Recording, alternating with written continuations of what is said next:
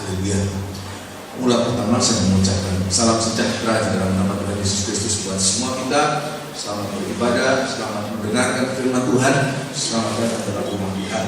Pada malam hari ini kita akan memeriksa firman Tuhan. Untuk kali ini kita akan membaca di dalam kitab Injil Matius pasal yang ke-24. Kitab Injil Matius pasal 24 sudah beberapa kali kita membaca ayat ini, tetapi saya sangat percaya Tuhan masih memberikan sesuatu yang baik untuk kita pada malam hari ini, untuk kita menikmatinya ya. Kitab Injil Matius pasal 24 ayat yang ke-31. Injil Matius pasal 24 ayat yang ke-31. Kita baca sungguh-sungguh ya. Ayat yang ke-31 demikian.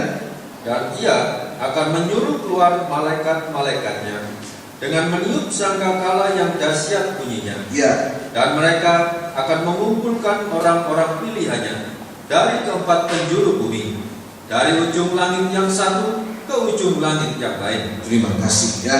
Jadi ini hal yang keempat yang harus dipulihkan, yang harus dikuduskan, disucikan dalam kehidupan kita, supaya kita boleh mengalami pengangkatan waktu Dia datang, yaitu pendengaran kita, telinga kita ini untuk bisa mendengarkan nafiri Allah terakhir. Nafiri akan ditiupkan dan orang-orang mati akan dibangkitkan, dan kita yang masih hidup akan diubahkan untuk mengalami pertemuan, perjumpaan dengan Yesus untuk selama-lamanya. Kita harus mengalami pemulihan.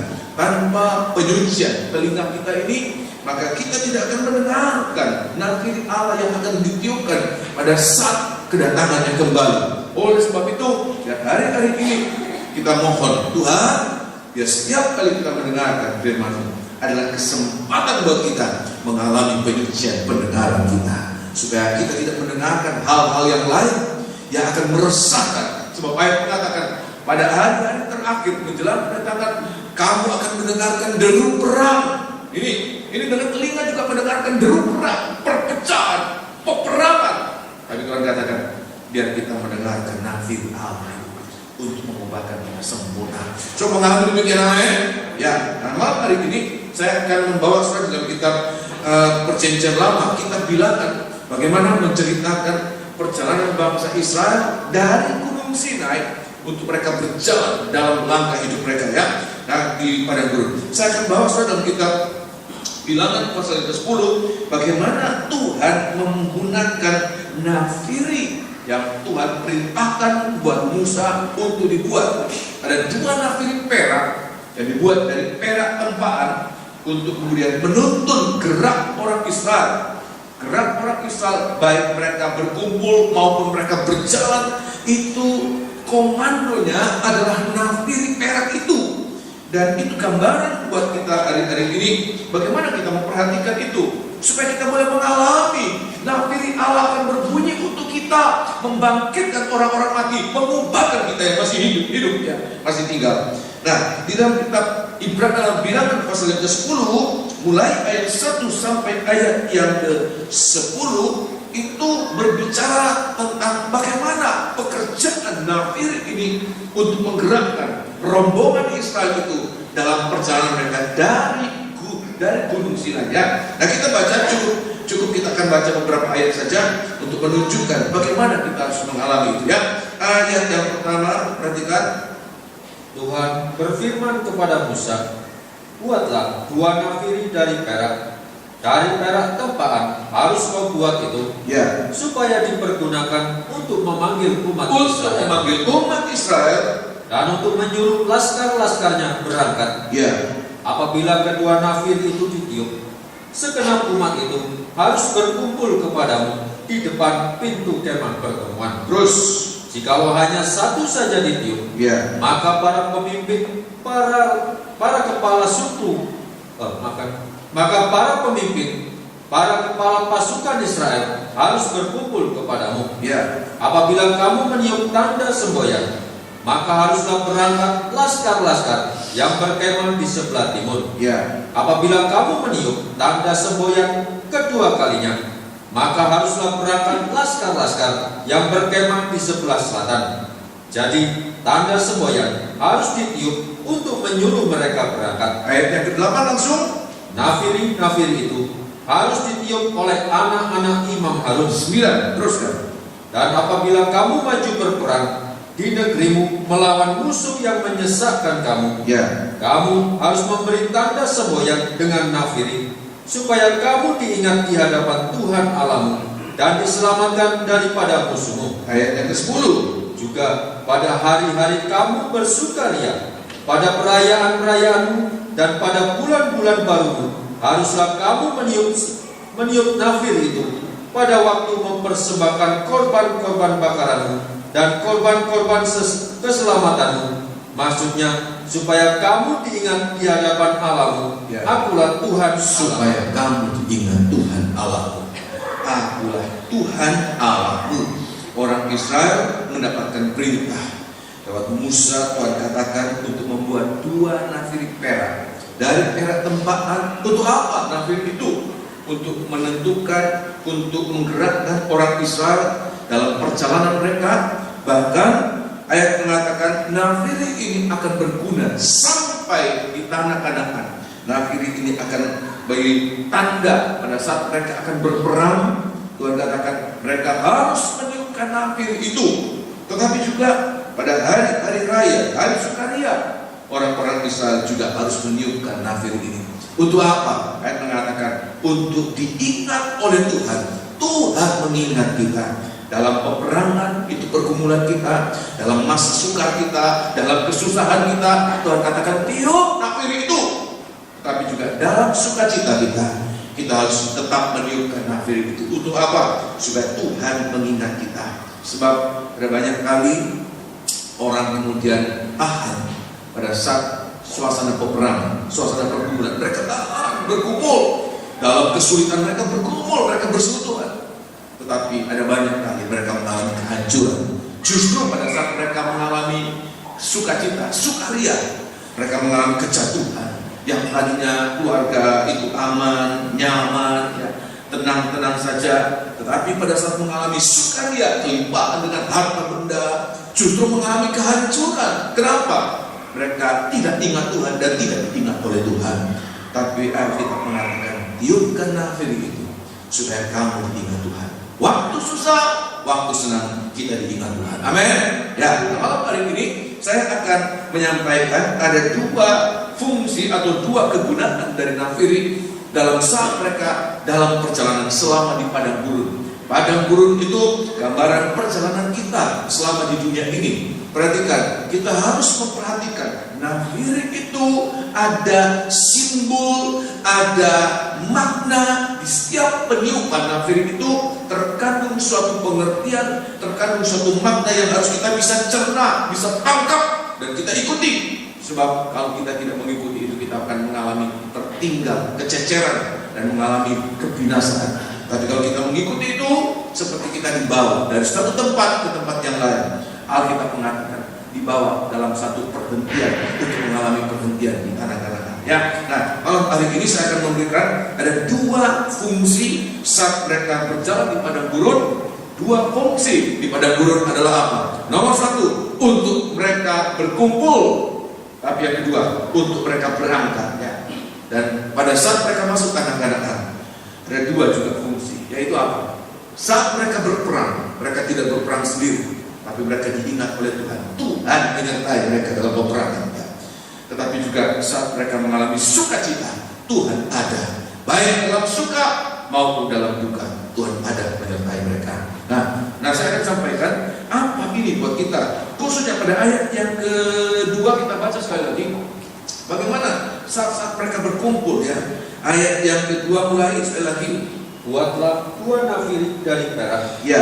Dari perak tempaan harus kau buat itu, supaya dipergunakan untuk memanggil umat Israel. Ya. Dan untuk menyuruh laskar-laskarnya berangkat. Untuk memanggil. Ya. Ayat yang ketiga, perhatikan. Apabila kedua nafiri itu ditiup, Ya. segenap umat itu harus berkumpul kepada Harus berkumpul. Harus berkumpul. Ya, teruskan. di depan pintu kemah pertemuan. Ya. Jikalau hanya satu saja ditiup, Ya. maka para pemimpin, para kepala pasukan Israel Ya. harus berkumpul kepada Harus juga berkumpul. Terima kasih, ya. Jadi kegunaan pertama, fungsi pertama dari peniupan nafiri adalah untuk mengumpulkan, baik mengumpulkan seluruh umat Israel maupun mengumpulkan para pemimpin-pemimpin pasukan. Alkitab mengatakan gunakan nafiri itu untuk mengumpulkan mereka, ya. Nah, artinya apa ini berkumpul? Berkumpul itu artinya bersekutu, berfellowship. Dan saya mengatakan ini dari firman yang kita dengarkan ini, bahwa fellowship atau persekutuan yang benar itu adalah persekutuan yang didorong oleh suara nafiri. Saya ulangi sekali lagi, persekutuan yang benar adalah persekutuan yang didorong, dikendalikan, dihimpunkan oleh suara nafiri. Nafiri itu menentang firman Allah. Inilah persekutuan yang benar, bukan karena yang lain-lain. Kita bersekutu bukan karena kesamaan suku, kita bersekutu bukan karena kesamaan aliran, kita bersekutu bukan karena apa saja, iming-iming uang, ya, janji uang dan lain sebagainya, atau kedudukan atau apapun juga. Kalau persekutuan itu bukan karena firman Allah, maka itu bukan persekutuan yang dikehendaki oleh Tuhan. Itu bukan persekutuan yang benar. Dan persekutuan yang ada itu pasti satu saat akan mengalami perpecahan atau kehancuran. Nah, oleh sebab itu, yang hari ini yang mendorong kita dalam persekutuan. Kalau persekutuan itu didorong oleh apa, saudara? Tiupan nafiri, firman Allah. Ya, kalau firman Allah itu yang meniupkan, maka itu yang harus kita ikuti. Jangan diam, sebab kalau tinggal tidak ikut bersekutu, nanti akan mengalami sesuatu yang buruk. Oleh sebab itu, di sini kita harus mengerti, saudara, benar tidaknya suatu persekutuan apa yang mendorong? Apakah itu firman Allah? Apakah itu hanya sekedar rasa sungkan? Apakah hanya sekedar suatu keinginan yang ditawarkan? Kalau kamu ingin ikut saya, kamu akan mendapatkan ini, kamu akan mengalami ini. Tetapi semoga kita mengalami karena dorongan apa? Firman Allah. Saya buktikan dalam perjanjian baru, dalam perkataan Tuhan sendiri. Tolong baca di dalam kitab Injil Yohanes pasal yang ke-10. Ini pasal yang menceritakan tentang Yesus sebagai gembala yang baik, ya. Dia mengumpulkan, dia menyatukan, ya. Kitab Injil Yohanes pasal yang ke-10, kitab Injil Yohanes pasal yang ke-10, Injil Yohanes pasal yang ke-10. Nah, saya akan perlihatkan demikian kuatnya suara dari gembala itu, bagaikan nafiri yang ditiupkan. Malaikat meniupkan nafiri itu. Kalau zaman dulu, waktu orang Israel berjalan dalam padang gurun, imam-imam dari anak-anak Harun itu meniupkan nafiri itu. Hanya anak-anak Harun yang boleh meniupkan itu, ya. Pada ayat yang ke-16, saya lihat, ya, saya lihat sini, begini suara dari nafiri itu bagaikan suara gembala. Ayat yang ke-16, perhatikan. Ada lagi padaku domba-domba lain yang bukan dari kandang ini. Domba-domba itu harus kutuntun juga, ya, dan mereka akan mendengarkan suaraku. Mendengarkan suara, ini nafiri, suara gembala, ini nafiri, ya. Gembala baik, gembala agung itu dia yang meniupkan nafirinya, ya. Ayat mengatakan meneriakkan suaranya untuk apa? Ayat mengatakan mengumpulkan kawanan domba itu. Terus kan? Dan mereka akan menjadi satu kawanan. Mereka akan menjadi satu kawanan dengan satu gembala. Satu gembala, luar biasa, ya. Ayat mengatakan sedemikian kuat suara itu, bukan hanya kawanan yang dipimpin langsung oleh gembala baik itu, tapi ayat mengatakan bahkan ada kawanan yang lain. Ada kawanan yang lain itu kemudian karena mendengarkan suara itu, mereka disatukan untuk menjadi satu kawanan dengan satu gembala. Apa artinya? Satu kawanan dengan satu gembala. Itulah persekutuan yang benar. Apa itu? Persekutuan tubuh Kristus, di mana satu gembala, satu kawanan, sama dengan juga satu tubuh, satu apa, saudara? Satu kepala. Sedemikian Tuhan katakan itulah hakikat dari persekutuan yang benar. Sampai mengarah, bukan manusia yang menjadi kepala, saudara. Ya, bukan manusia siapa-siapa. Ini tokoh yang mengepalai persekutuan itu, sehingga orang mengikuti persekutuan karena melihat tokoh, melihat pendetanya, tapi yang dilihat adalah Yesus, dia gembala agung, dia yang sedang bersuara untuk memanggil kawanan-kawanan, untuk dijadikan satu kawanan dengan satu gembala. Dan kalau kita boleh mengalami itu, Tuhan katakan itulah persekutuan yang benar. Itulah persekutuan yang benar. Sampai satu saat, satu gembala dengan satu kawanan, satu kepala dengan satu tubuh. Ya, nah itu berbicara persekutuan tubuh Kristus yang besar. Namun perhatikan, namun untuk menjadi satu tubuh yang besar itu, yang sangat besar, disebutkan kawanan yang lain, ya, kawanan yang digembalakan oleh Yesus sendiri itu adalah orang Israel, bangsa Israel. Ya, sedangkan kawanan yang lain adalah orang-orang kafir. Kita adalah bagian di situ. Kita bangsa kafir, kita tadinya kawanan yang lain. Tetapi suara gembala itu pada akhirnya menyatukan kawanan ini. Saya akan bawa saudara dalam ayat-ayatnya, ya. Tolong baca di dalam kitab Injil Matius pasal yang ke-15 lebih dahulu sebagai pembuktian bagaimana Tuhan membawa sedemikian rupa. Sebab saya pernah mendengarkan, ya, bahwa ada satu pendapat bahwa Tuhan Yesus itu datang hanya untuk orang Israel. Dia memakai ayat ini, tolong baca, ya, ayatnya. Jadi Tuhan Yesus, ajaran Tuhan Yesus bukan untuk kita orang Indonesia, ya.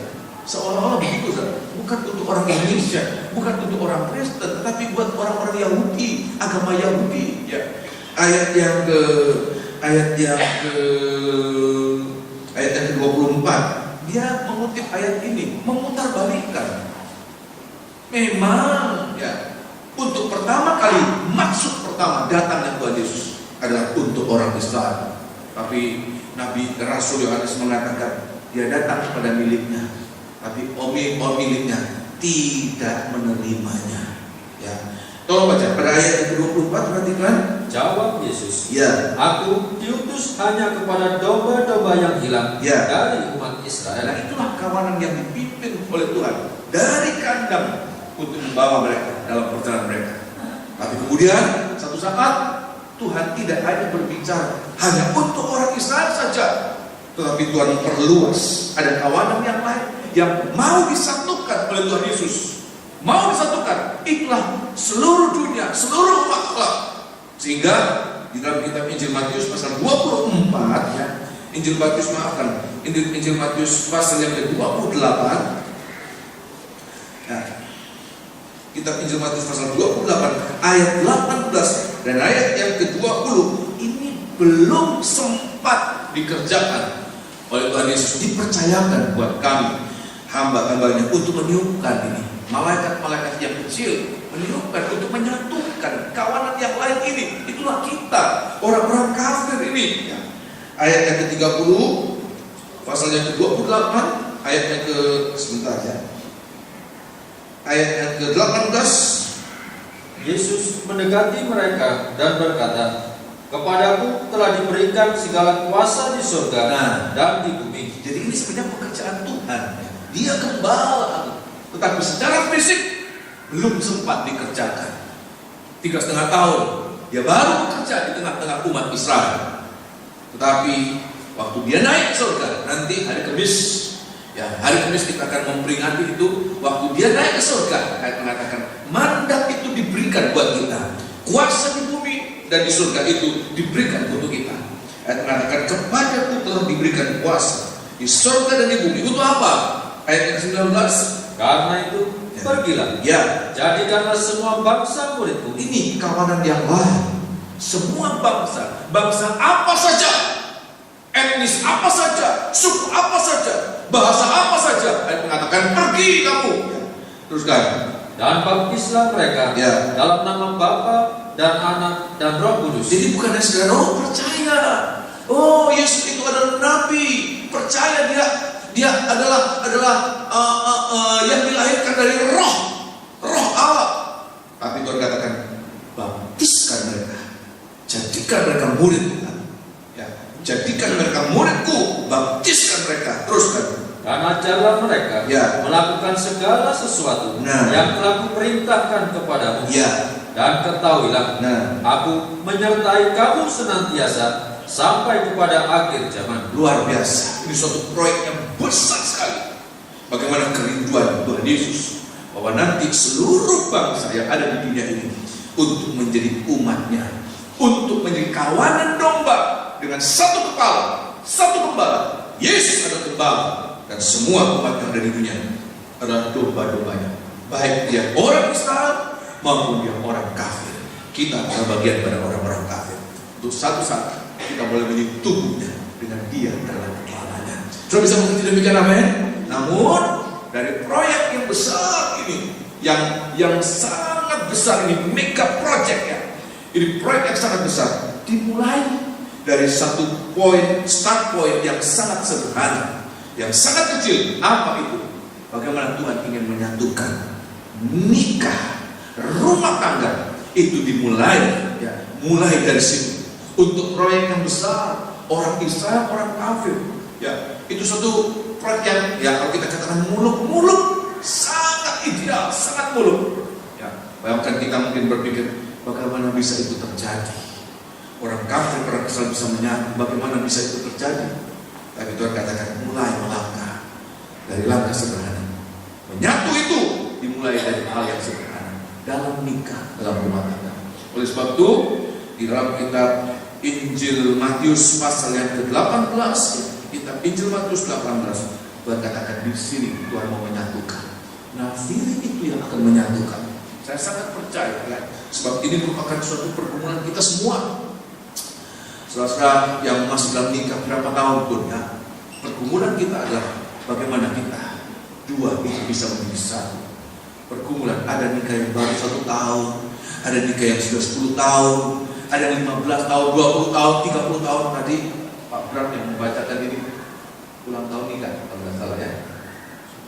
Sudah dalam bulan-bulan ini kan, dalam hari-hari dekat-dekat ini ya. Berapa tahun saya tidak tahu. Tapi saya mengatakan, ini pergumulan kita semua. Saya pun belum sempurna, jauh dari sempurna. Kita mengalami ini, bagaimana penyatuan nikah ini.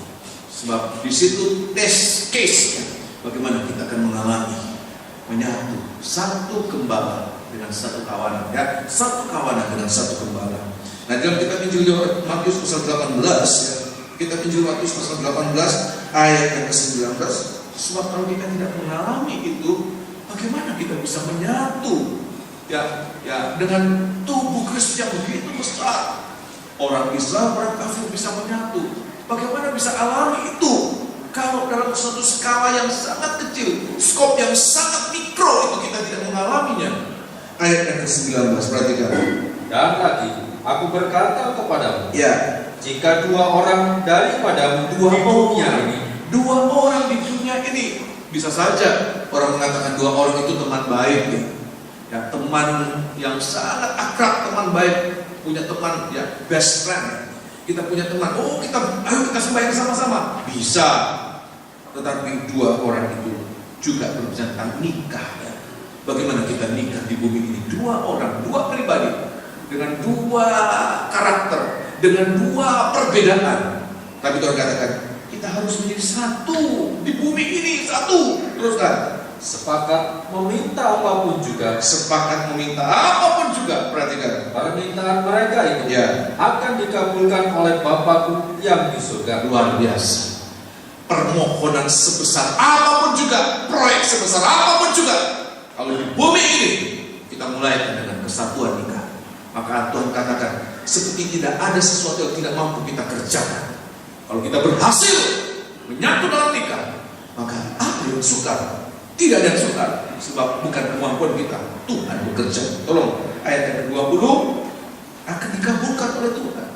So, minta apapun juga. Ini perhatikan, pengertian ini bukan berarti seperti Tuhan menyodorkan cek yang sudah ditandatangani, kemudian kita isi sendiri apa yang kita mau. Oh Tuhan, aku mau apartemen ya. Oh Tuhan, aku mau mobil mewah. Oh Tuhan, aku mau uang yang banyak sekali, harta yang melimpah. Saya ingin ini ya. Kalau kamu muda, oh Tuhan, saya ingin si istri yang cantik ya, yang baik hati.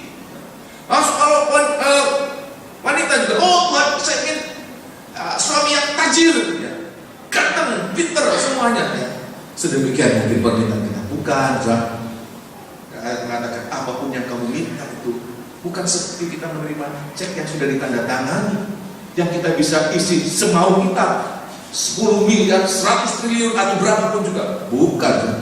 Tapi permintaan itu seturut dengan apa? Kehendak Allah. Ya. Kenapa kita bisa mengampunkan, meminta itu dan kita dikabulkan? Sebab kita lihat ayat yang selanjutnya. Sebab di mana 2 atau 3 orang. 2 itu nikah, 3 itu rumah tangga. Ada di sana buah nikah. Ini yang ketiga ini. Anak itu perhatikan, ada kesatuan. Ini pergumulan kita. Nikah suami istri, anak-anak juga. Ayo hari-hari ini dengar firman Allah untuk menyekutukan, menyatukan. Ada banyak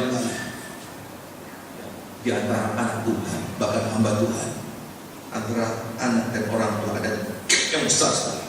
Waktu kecil manut, tapi waktu bertumbuh, gap itu menjadi keras. Apa yang dimau anak itu justru berbeda sekali. Orang tua rasanya, anak ini kok tidak bisa diatur. Anak juga begitu, tertekan. Aduh, orang tua ini tidak bisa mengikuti perkembangan zaman ya. Maunya begini, tidak boleh ya.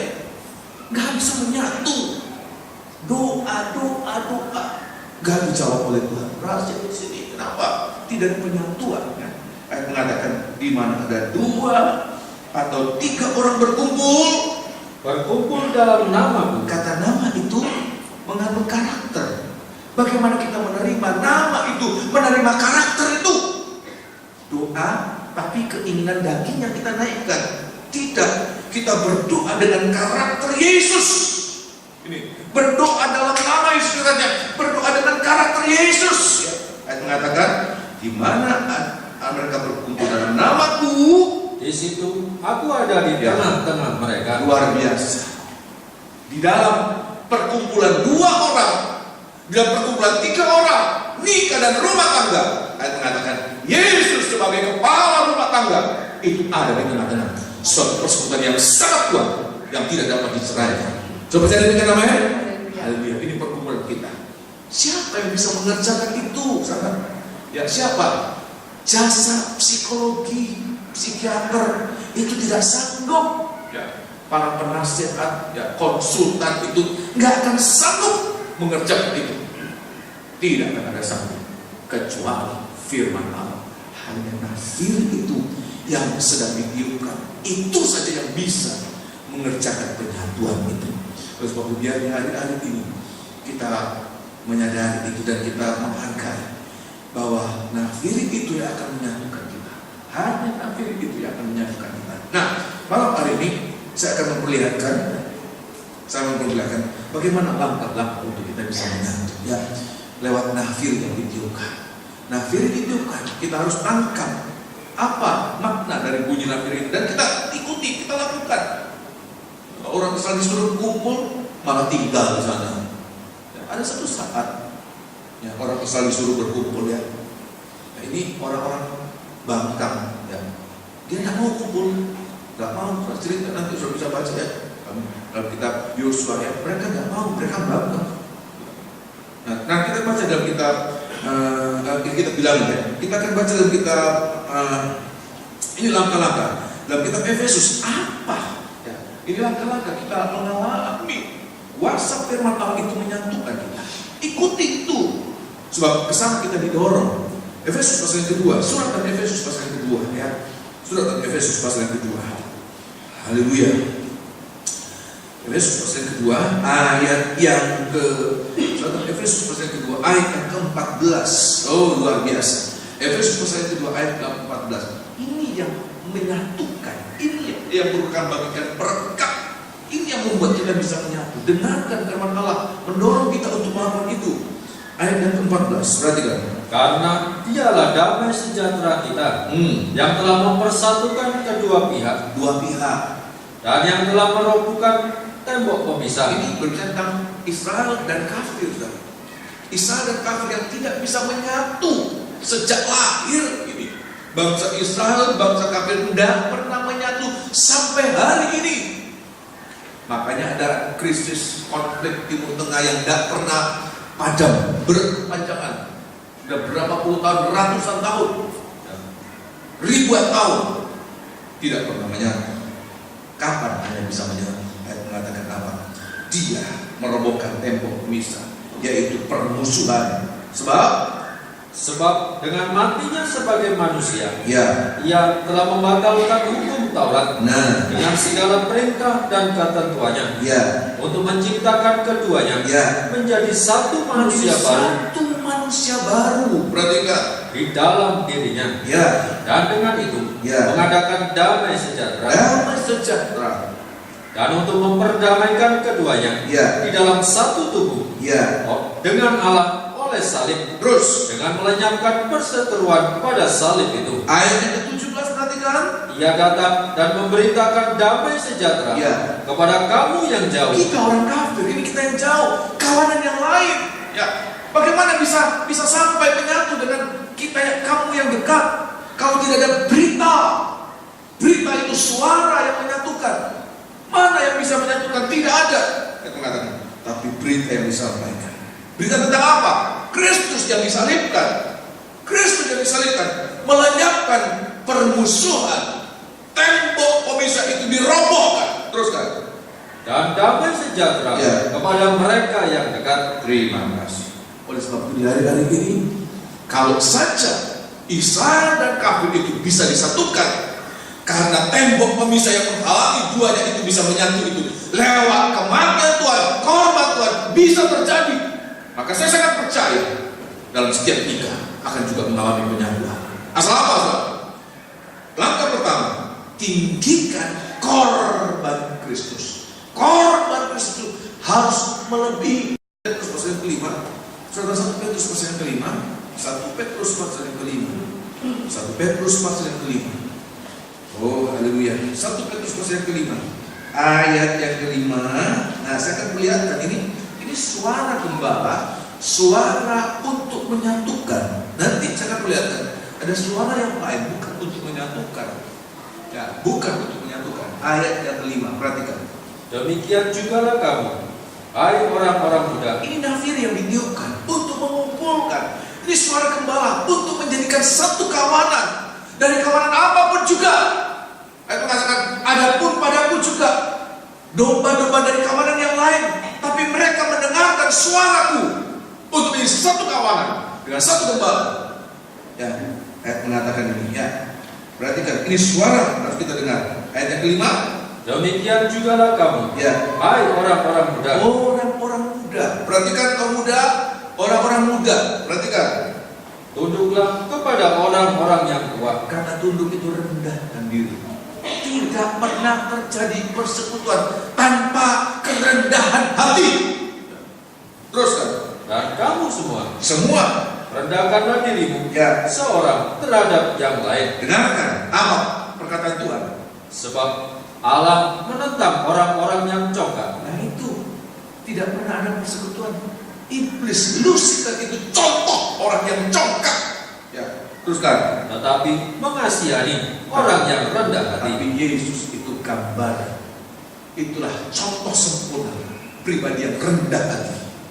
Nah, perhatikan ayat yang ke-6.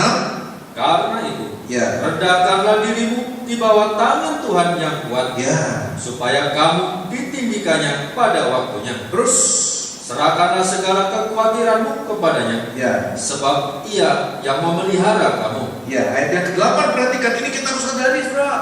Sebab ada suara yang lain, tidak menyuarakan tentang korban Kristus, tidak menyuarakan tentang karakter dari pribadi yang rendah hati sempurna itu Yesus. Teruskan ayat yang ke-8. Dan berjaga-jagalah. Sadar dan berjaga-jaga. Apa itu? Lawanmu si iblis berjalan keliling sama seperti singa. Perhatikan, mengaum-aum. Nah, ada suara yang lain. Bukan suara gembala, tapi suara apa? Suara singa yang mengaum. Teruskan. Dan mencari orang yang dapat ditelannya. Terima kasih. Kalau singa bersuara dalam satu kawanan, kalau singa bersuara mengaum, apa yang terjadi? Kawanan domba itu akan tercerai-berai. Pada saat singa bersuara, bukan menyatukan iblis itulah contoh sempurna ketinggian hati. Contoh sempurna ketinggian hati. Kalau dia bersuara, bukan untuk menyatukan, orang yang kemudian tercerai-berai karena suara singa itu akan menjadi sasaran empuk dari singa. Saya melihat di tayangan geografi dan apa itu, Bram, itu singa pemangsa-pemangsa, ada kawanan apa saja, ya, antelope atau apa saja yang berkumpul. Mereka yang pemangsa itu memecah kumpulan itu, dan satu yang kemudian mencar itu, ya, yang kemudian dia terpencar, terpisah dari persekutuan, itu yang kemudian dimangsa. Dia justru dikeroyok oleh singa atau serigala, habis dan biar besar, sapi yang besar sekali, padahal singanya lebih kecil. Tetapi karena dia lepas dari persekutuan, lepas dari kumpulan, itu dikejar habis-habisan, dimangsa. Oleh sebab itu kita harus mengerti ini, hati-hati kalau ada suara, ya, orang-orang yang kemudian memecah persekutuan, nanti itu ayat mengatakan dia yang nanti akan telan, dia akan dimangsa. Oleh sebab itu apapun yang terjadi, dengarkan suara gembala. Gembala agung itu sedang bersuara untuk apa? Membawa kita dalam persekutuan. Dia contoh teladan sempurna kerendahan hati. Nah, saya akan perlihatkan apa tanda seorang itu mendengarkan suara gembala dan mengalami karakter rendah hati itu dalam kehidupan sehari-hari. Dan ini akan menyatu, persekutuan tubuh Kristus menyatu. Nah, ini kita lihat praktek-praktek. Saya sudah rendah hati atau belum, itu di sini kita lihat, ini ukurannya di sini. 1 Korintus pasal 12, surat 1 Korintus 12. 1 Korintus 12, ya, 1 Korintus 12. Satu kawanan dengan satu gembala, satu tubuh dengan satu kepala. Sama ya, satu mempelai wanita dengan satu mempelai pria. Ya, tidak diajarkan poligami atau poliandri, ya. Tetapi satu kawanan, satu gembala, satu tubuh, satu kepala, satu istri, satu suami. Ya. Di dalam kitab 1 Korintus pasal yang ke-12, Tuhan katakan demikian kita. Ya, ayat yang ke-12, perhatikan.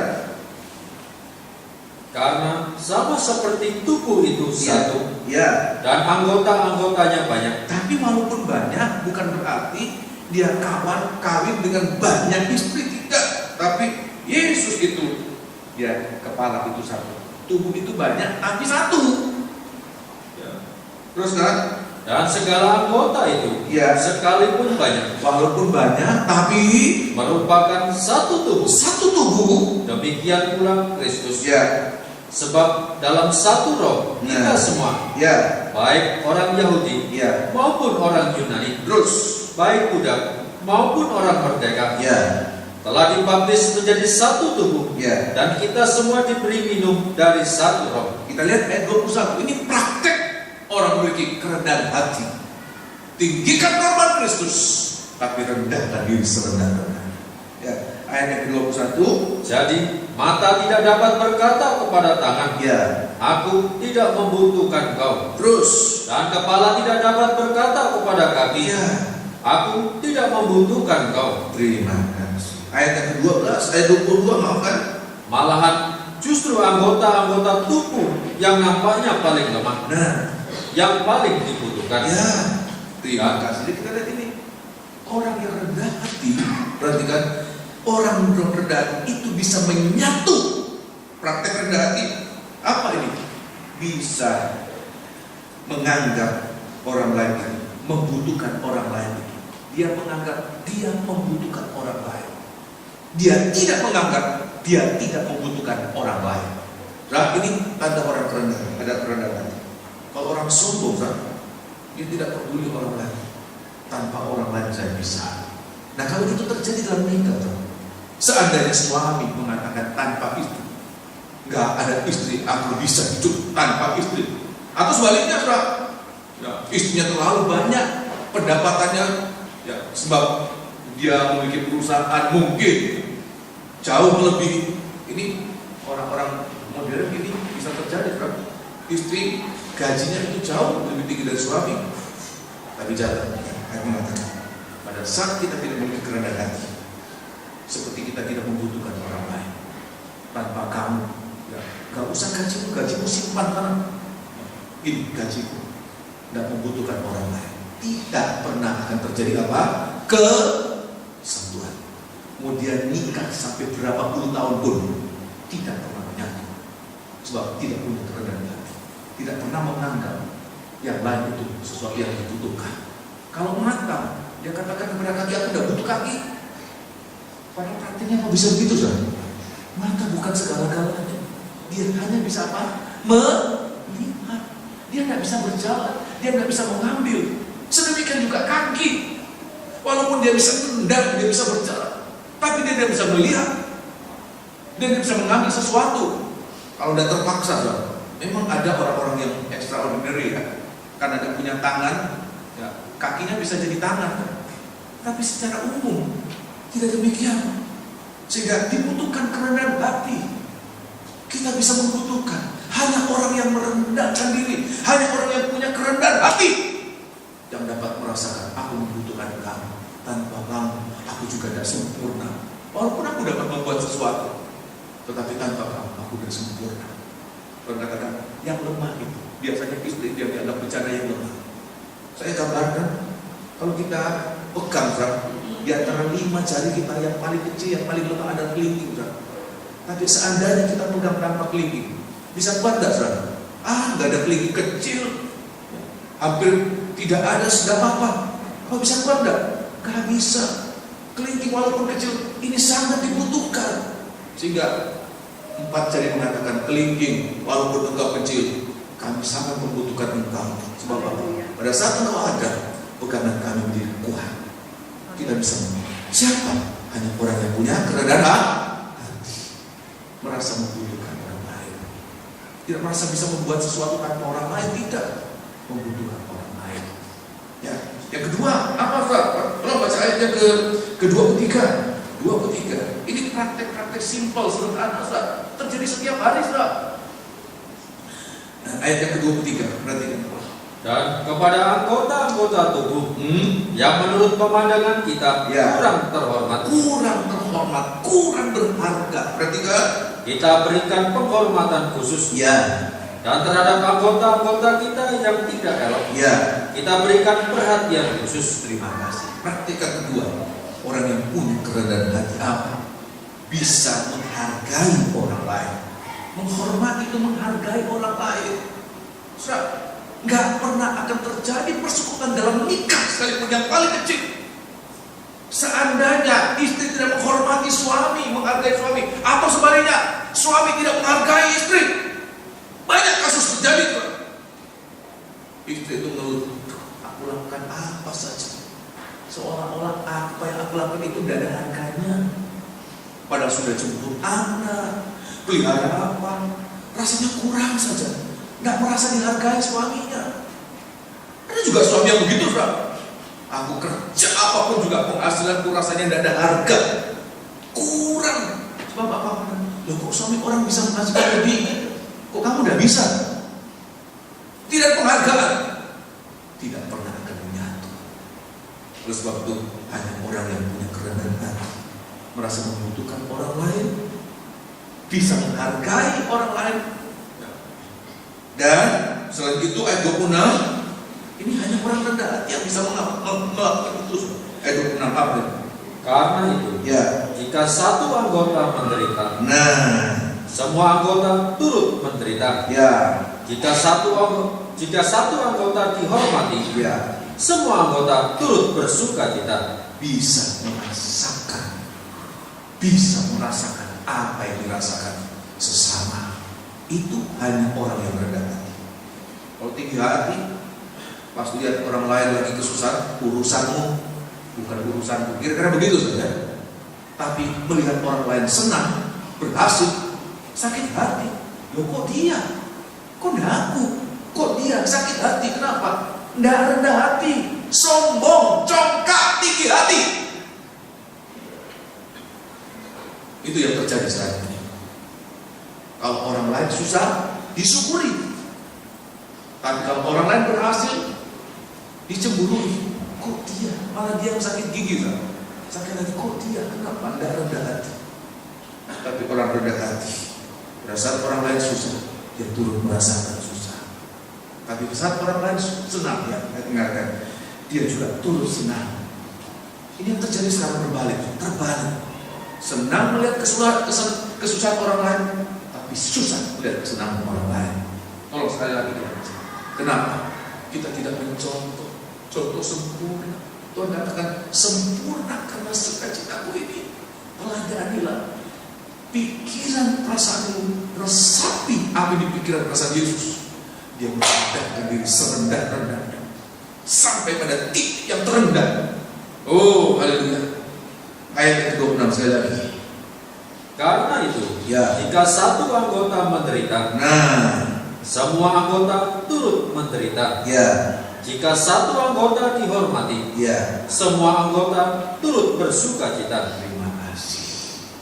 Merasakan apa yang dialami, dirasakan orang lain. Tuhan katakan, hanya orang-orang yang punya kerendahan hati, dan itu akan menyatu. Kalau dalam rumah tangga dan nikah kita terjadi demikian, indah nikah kita, indah nikah, ya indah nikah kita. Perhatikan, sangat indah nikah kita. Sedemikian menyatunya nikah kita ini, rumah tangga kita akan kelihatan. Sedemikian menyatunya nikah kita sampai Alkitab mengatakan, kalau kita bisa menyatu mulai dalam nikah rumah tangga kita, sedemikian. Kenapa? Sebab kita tinggikan korban Kristus dan rendahkan diri kita serendah-rendahnya. Maka tidak ada kekuatan yang dapat menceraikan kesatuan yang sedemikian. Sama sekali. Kalau sedemikian kita mengalami kesatuan, tidak ada kekuatan apapun, bahkan kekuatan maut sekalipun, tidak dapat memisahkan kesatuan yang sedemikian. Saya mungkin heran, sebab kalau saya memberkati, selalu saya membacakan ya, tidak bisa bercerai, hanya apa, Zat? Hanya maut yang dapat memisahkan. Apa yang disatukan Tuhan tidak dapat dipisahkan oleh siapapun juga. Hanya maut yang memisahkan. Tapi saya membaca Alkitab ini, sedemikian kita menyatu, begitu kuatnya. Dan Alkitab mengatakan tidak dapat dipisahkan oleh kekuatan apapun juga, termasuk maut. 1 Tesalonika pasal yang keempat. Oh, haleluya. Sedemikian, ya, luar biasa. Sedemikian, tidak bisa dipisahkan. Maut itu tidak mampu memisahkan kesatuan yang sedemikian. 1 Tesalonika pasal yang keempat. Oh, haleluya. Ayat yang ke-16. Ayat yang ke-16. Sedemikian satu. Oh, haleluya. Ayat yang ke-16. Sebab pada waktu tanda diberi, yaitu pada waktu penghulu malaikat berseru. Kenapa? Sekarang ini kita menghargai tiupan-tiupan nafiri itu dalam setiap langkah kita setiap hari. Kita bergerak, kita melakukan, kita merencanakan itu. Ngikuti tiupan nafiri itu. Ya, ayat mengatakan, nanti waktu Tuhan datang, pada waktu tanda diberi, terus dan sangkakala Allah berbunyi, maka Tuhan sendiri akan turun dari surga, terus, dan mereka yang mati dalam Kristus. Ini sepertinya terpisah untuk sementara waktu terpisah. Mereka meninggal, mereka mati dalam Tuhan. Tapi yang mengatakan, karena mereka itu dalam masa hidupnya mendengarkan suara nafiri untuk menyatukan. Teruskan, ayat mengatakan, dan mereka yang mati dalam Kristus akan lebih dahulu bangkit. Mereka akan bangkit. Untuk apa? Teruskan. Sesudah itu kita yang hidup, kalau kita masih hidup sekarang, sampai Tuhan datang, kita mendengarkan nafiri untuk menyatukan. Terus, yang masih tinggal akan diangkat bersama-sama dengan mereka dalam awan menyongsong Tuhan di angkasa. Terus, demikianlah kita akan selama-lamanya bersama-sama dengan Tuhan. Bersama-sama dengan Tuhan. Tidak dapat dipisahkan oleh kekuatan apapun juga. Bahkan maut tidak dapat memisahkan. Mati, dibangkitkan. Yang tetap hidup saat Tuhan datang diubahkan sempurna, memakai tubuh kebangkitan, tubuh kemuliaan. Dan mengatakan, kita bersama dengan Kristus, satu tubuh, satu kepala, satu kawanan, satu gembala. Untuk apa? Bersekutu selamanya. Semua mengalami demikian, amin. Ya, kalau hanya perbedaan pendapat, geger. Ya. Bagaimana kita mau mengalami? Gak bisa dipisahkan oleh apapun juga. Terus kalau kita belajar, Tuhan, jangan menekan ego ini, biar hanya korban yang meninggikan. Sehingga kita mengalami hari demi hari, kita mengalami suatu persekutuan yang sangat kuat. Sebaliknya, perhatikan yang penting. Sebaliknya, kalau kita tidak mau belajar untuk menyatu, mungkin sampai hari ini seperti kita paksa-paksakan. Gak bisa menyatu tapi dipaksakan. Jangan cerai lah. Masa hamba Tuhan cerai? Ya. Masa anak Tuhan cerai? Jangan cerai, dipaksakan untuk menyatu. Ya. Sepertinya tidak cerai, sepertinya menjadi satu, tapi satu kesatuan yang semu. Waktu Tuhan datang, nah kita lihat, waktu Tuhan datang, apa-apa yang semu itu akan kelihatan. Yang tidak menyatu akan kelihatan juga. Akan terjadi apa? Pemisahan kekal. Sementara itu akan menjadi kekal selama-lamanya. Ya. Lalu kita pinjil Lukas pasal 17. Kita pinjil Lukas. Oleh sebab itu biar hari-hari ini kita mau belajar Tuhan. Saya rindu mengalami penyatuan. Injil Lukas pasal 17. Injil Lukas pasal 17 ayat 34. Waktu Tuhan datang ini penentuan. Apa dia menyatu selamanya? Apa dia tercerai untuk selamanya? Oh, mengerikan sekali. Lebih baik saya mengatakan sekarang daripada saya mengatakan tidak apa-apa. Nah, itu soal. Kenapa dari dulu dikasih tahu? Kenapa baru sekarang? Kenapa dari dulu? Kita lihat ini ya. Ayat yang ke-34, perhatikan. Malam atau saat Tuhan datang. Ayat yang ke-34. Aku berkata kepadamu, pada malam itu, ya, ada dua orang di atas satu tempat tidur. Dalam bahasa Inggris ada terjemahan menggunakan istilah two men, dua laki-laki. Tetapi dalam terjemahan yang lain menggunakan istilah two people, dua orang. Tetapi saya lebih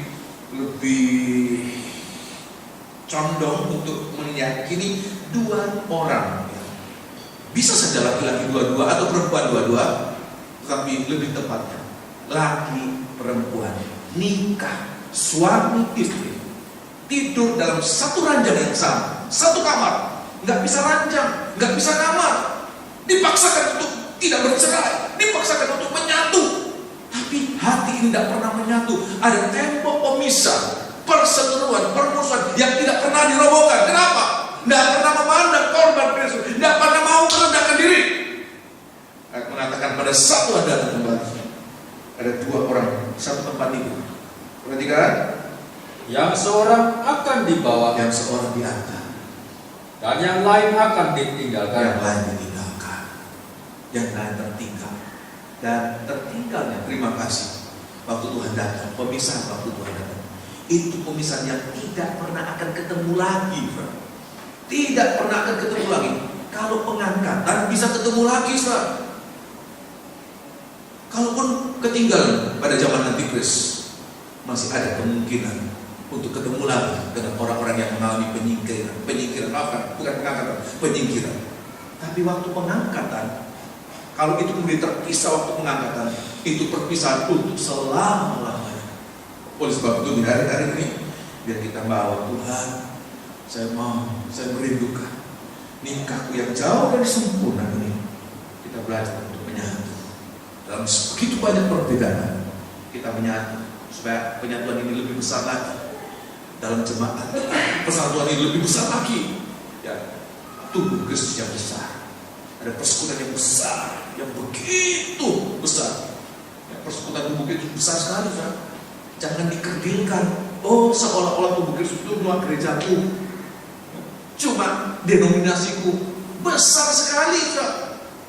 Besar sekali. Jangan dikerdilkan. Tubuh Kristus itu tidak kate, tidak kerdil. Tapi tubuh Kristus sangat besar. Oleh sebab itu biar kita berpandangan yang luas, tidak berpandangan yang kecil, berpandangan yang sangat luas. Tuhan itu satu kepala. Ya, dia tubuh Kristus satu kepala, satu tubuh. Walaupun tubuh itu banyak, tapi satu tubuh. Ya. Bisa mengerti demikian, amin? Siapa yang mengerjakan? Nafir mengumpulkan baik pemimpin-pemimpin pasukan maupun seluruh rakyat ini. Waktu nafir itu ditiupkan, mereka berkumpul. Ya. Yang kedua apa? Selain berkumpul, sama cepat saja. Ya, poin yang kedua, ya kegunaan yang kedua, nafir yang ditiupkan juga untuk menjadi aba-aba untuk pasukan Israel bergerak ya. Mereka untuk berangkat. Selain menyuruh mereka untuk berkumpul, ya, tapi juga menyuruh orang Israel, laskar-laskar untuk berangkat. Ya, kata berangkat itu sama dengan bergerak maju. Saudara bisa satu pendapat dengan saya, kan? Berangkat itu bergerak maju. Apa saja, saudara? Dengan kapal, ya, dengan apa saja, mobil. Berangkat itu artinya maju, bergerak maju. Nah, kita lihat hari-hari ini kegerakan kita, kemajuan kita juga harus digerakkan dengan satu kekuatan yang namanya nafiri. Apa itu nafiri? Firman Allah. Kita harus menunggu bunyi nafiri dalam setiap rencana kita, dalam setiap apapun yang akan kita kerjakan. Perhatikan, dengarkan nafiri. Jangan kita bergerak maju, berangkat tanpa bunyi nafiri. Celaka, rugi. Saya melihat itu dalam praktek, ya. Ada orang-orang yang begitu ambisius, ingin maju, tetapi tanpa mendengarkan firman lebih dahulu. Apa yang mereka alami? Kekecewaan. Mereka pikir dengan kemampuan mereka, dengan teori mereka, mereka bisa maju. Mereka berusaha setengah mati dengan segala kemampuan, segala potensi. Tapi setelah berapa lama, kok tidak maju-maju sesuai dengan pengharapan. Akibatnya apa? Kecewa. Bukannya tambah maju, ya tambah mundur. Bukannya tambah naik, tambah tenggelam. Oleh sebab itu, saya mengatakan gerak maju kita ini harus didahului dengan apa? Firman Allah. Apapun yang akan menjadi rencana-rencana kita, apalagi nanti rencana pekerjaan Tuhan di tempat ini, saya tidak mau mendahului Tuhan. Sebab kalau saya mendahului Tuhan, maka akan mengalami kerugian besar, biaya, waktu, dan lain sebagainya. Kekecewaan itu yang sulit untuk diobati. Oleh sebab itu biarkan kita mendengarkan firman Allah. Nah, saya akan perlihatkan dalam 1 Timotius ya, akan sangat nyata. 1 Timotius pasal yang keempat. 1 Timotius pasal yang keempat. Suratan 1 Timotius pasal yang keempat. 1 Timotius pasal yang keempat ayat yang ke-15 ya. 1 Timotius pasal 4 ayat yang ke-13 lebih dahulu ya. Di sini kemajuan kita dimulai dari mana? Tiupan nafiri. Perhatikan itu. Perhatikan. Jangan berangkat kalau tidak ada nafiri. Tapi jangan diam kalau nafiri itu sudah ditiupkan. Majunya kita, gerak maju kita ditentukan oleh bunyi nafiri. Perhatikan itu ya. Ayat yang ke-13. Perhatikan. Sementara itu, sampai aku datang, bertekunlah ya dalam membaca kitab-kitab suci. Nah, firman ini, kitab-kitab suci, firman Allah ini yang harus menjadi kekuatan penggerak kita, membuat kita bisa maju. Ya. Teruskan. Dalam membangun ya dan dalam mengajar. Dalam membangun, dalam mengajar. Teruskan. Jangan lalai dalam mempergunakan karunia yang ada padamu. Perhatikan. Yang telah diberikan kepadamu oleh nubuat dan dengan penumpangan tangan sidang penatua. Ayat yang keberapa? Ayat yang ke-15. Perhatikan. Perhatikanlah semuanya itu. Perhatikan itu. Tuhan katakan perhatikan. Kenapa? Hiduplah di dalamnya, supaya kemajuanmu nyata kepada semua orang. Kalau kita memperhatikan itu, nafiri sudah ditiupkan. Tuhan katakan perhatikan itu. Kalau kita perhatikan itu dan hidup di dalamnya, apa hidup dalamnya? Ikuti apa yang ditiupkan, apa maknanya itu, apa yang diperintahkan, ikuti, hidup dalamnya, ikuti apa yang dimaui oleh Roh Kudus, oleh firman Allah. Ya, saya kasih contoh sederhana tadi. Kalau Tuhan katakan tinggikan korban Kristus, tinggikan. Jangan ego kita yang ditinggikan, korban Kristus yang ditinggikan. Tuhan katakan apa? Rendahkan dirimu serendah-rendahnya, rendahkan, ikuti. Maka Tuhan katakan apa? Maka kemajuan kita akan menjadi apa? Nyata. Ada progres yang nyata. Kemajuan itu sangat nyata.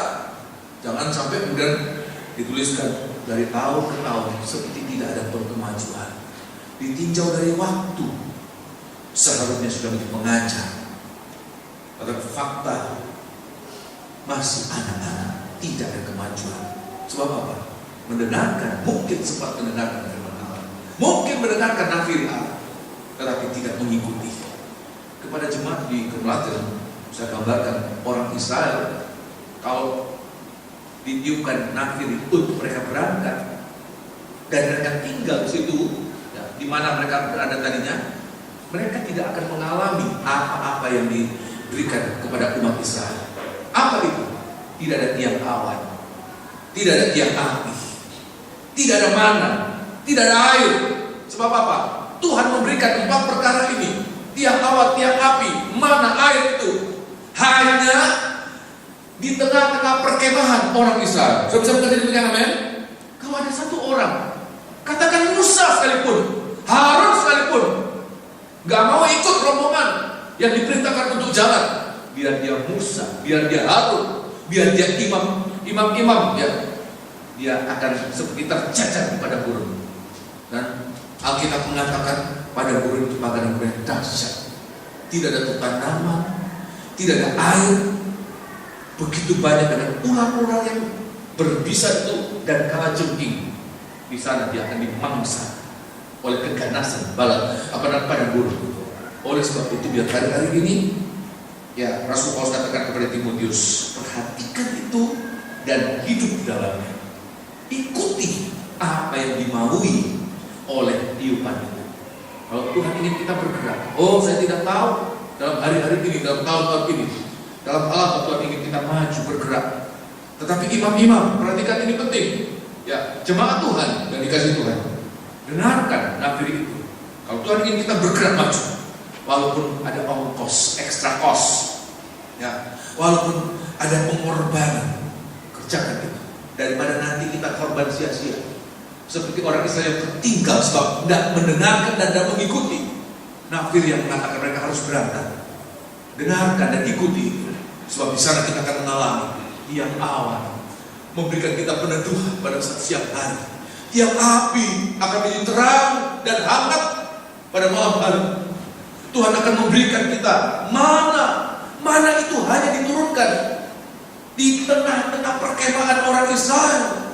Air juga demikian, sehingga Alkitab mengatakan seperti batu itu mengikuti orang Israel. Di mana mereka disuruh berhenti, di situ ada saja batu. Kalau tidak, batu itu kan di batu yang tidak ada airnya, batu yang keras, tidak ada pengharapan. Oleh sebab itu kita harus ikuti, ya. Nah, malam hari ini saya sampaikan apa kemajuan kita ini, apa gerak maju yang Tuhan ingin kita alami di hari-hari ini, yaitu kita menjadi orang yang dewasa rohani. Harus ada kemajuan, makin hari makin dewasa, makin hari makin dewasa. Ini kita harus alami. Ada suatu kedewasaan. Ini berangkatnya kita dan satu titik ke titik yang lain apa? Mengalami suatu kedewasaan. Kalau dulu masih belum nangka, tapi masa dari tahun ke tahun tetap. Kenapa bisa terjadi, Pak? Jawabannya ini: tidak memperhatikan nafiri Allah dan tidak mengikuti. Waktu firman Allah disampaikan, tidak perhatikan firman Allah. Waktu dia harus praktek firman Allah, tidak praktek firman Allah. Biar 10 tahun, biar 20 tahun jadi anak Tuhan, tidak pernah akan dewasa. Tidak ada kemajuan yang nyata, tidak ada progres dalam kemajuan rohaninya, ya. Nah, saya akan lihat dalam Ibrani pasal yang kelima, ya. Ibrani pasal yang ciri-ciri ada kemajuan, ya. Ciri-ciri ada kemajuan rohani, ya. Ayat yang kelima, ya. Haleluya. Ibrani pasal yang kelima, ya. Jangan sampai dari tahun ke tahun ditanya, selalu jadi orang baru, rasanya merasa saya orang baru. Padahal ditanya berapa lama kamu jadi orang baru? 5 tahun. Nah, kalau 5 tahun sekolah itu ada sarjana, kan? Kalau 5 tahun, berapa lama? 10 tahun. Wah, sudah doktor, sudah 10 tahun. Sekolah sudah doktor itu. Tapi rasanya seperti kanak-kanak terus. Kenapa? Gak pernah perhatikan firman Allah. Ya, tidak pernah serius memperhatikan firman Allah. Tidak pernah ikut, ya, melakukan apa yang diperintahkan oleh firman Allah.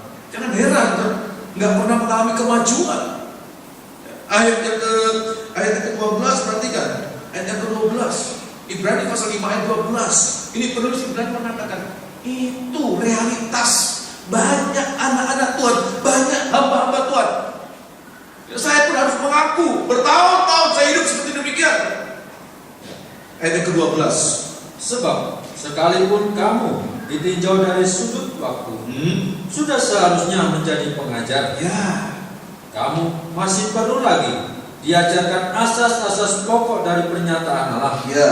Dan kamu masih memerlukan susu, bukan makanan keras. Terus, kenapa?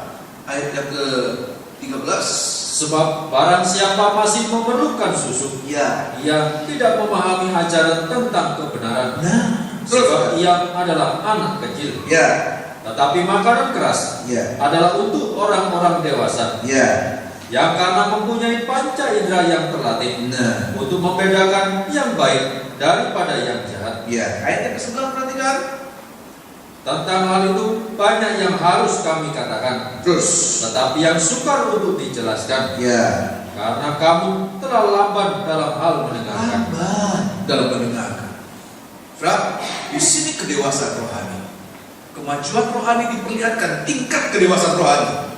Dan kita lihat sini apa tanda seseorang itu mulai mengalami peningkatan kedewasaan rohani. Walaupun kedewasaan itu berjenjang, saudara. Anak 3 tahun dibandingkan anak 5 tahun beda soal kedewasaannya. 5 tahun dibandingkan anak remaja beda. Remaja dibandingkan orang muda beda. Orang muda dibandingkan orang 40 tahun beda. 40 dibandingkan 50 tahun, 60 tahun, 70 tahun berbeda. Tiap pertambahan umur itu ada perubahan atau kemajuan tingkat kedewasaan. Nah, kita lihat di sini diperlihatkan dengan apa? Nomor 1 tanda orang mengalami pendewasaan.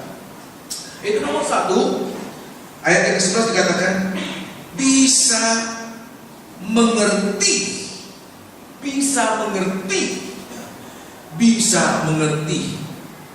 kehendak Allah dalam setiap firman yang disampaikan. Makin dewasa makin mengerti. Waktu kecil masih harus diberitakan, harus dikatakan dengan jelas, nggak boleh ke sana ya, nggak boleh ke sana ya. Tapi makin dewasa, saudara, kadang-kadang nggak usah pakai perkataan, dengan kerlingan mata, saudara, kedipan mata sudah tahu jangan ke sana. Kedipan mata sudah tahu. Makin dewasa lagi, nggak usah berkata-kata, nggak usah kedipan mata, melihat bahasa tubuh. Oh, sudah ngerti maksud mama, maksud papa, maksud pasangan hidupnya begini. Makin dewasa dia makin mengerti kehendak seseorang. Dalam hal ini kehendak siapa, saudara? Tuhan. Oleh sebab itu hari ini kalau kita masih tidak mengerti kehendak Tuhan dengan firman Allah, baru mengerti materi khotbah, itu belum ukuran dewasa rohani. Catatannya bagus, tak teratur, bisa membedakan mana poin pertama, mana poin kedua, mana anak dari poin kedua ini. Bagus, tapi itu saja belum cukup menunjukkan bahwa dia telah mengalami kemajuan. Sudah bergerak maju, sudah berangkat dari satu titik ke titik yang lain. Belum ada jaminan bahwa dia dewasa. Tapi Tuhan katakan, pada saat orang mengerti kehendak Allah, itu merupakan tanda dia sudah mengalami apa? Pendewasaan. Sudah bisa mengerti demikian, amin? Oleh sebab itu biar hari-hari kita merasa masih tidak ngerti Tuhan, berarti saya masih kanak-kanak, masih bayi. Tapi makin kita mengerti, terima kasih Tuhan. Dulu tidak ngerti firman Allah, pengalaman, ada juga pengalaman sudah dihajar habis-habisan, masih tidak ngerti. Sudah dipukul, masih tidak ngerti lagi, mau tunggu hancur apa? Tapi kalau kita lewat firman Allah kita mengerti, nggak akan kita mengalami cambuk ini, cemut ini. Cukup kenapa? Kita orang yang cepat mendengar, tanggap, nggak lambat. Harus diteriaki, harus dibentak, harus dipukul. Tidak. Cukup kita mengerti, kita dapat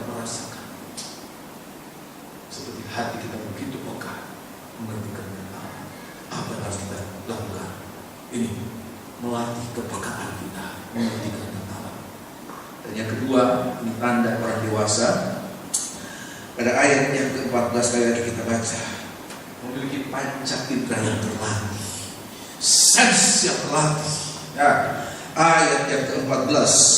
Tetapi makanan keras adalah untuk orang-orang dewasa, yang karena mempunyai panca indera yang terlatih, untuk membedakan yang baik daripada yang jahat. Membedakan apa yang baik, apa yang tidak baik, apa yang benar, apa yang tidak benar. Nggak mudah disesatkan. Sebab memang perhatikan, ini pergumulan kita pada akhir zaman. Kalau masih kita bisa disesatkan, itu sudah membuktikan bahwa kita belum dewasa.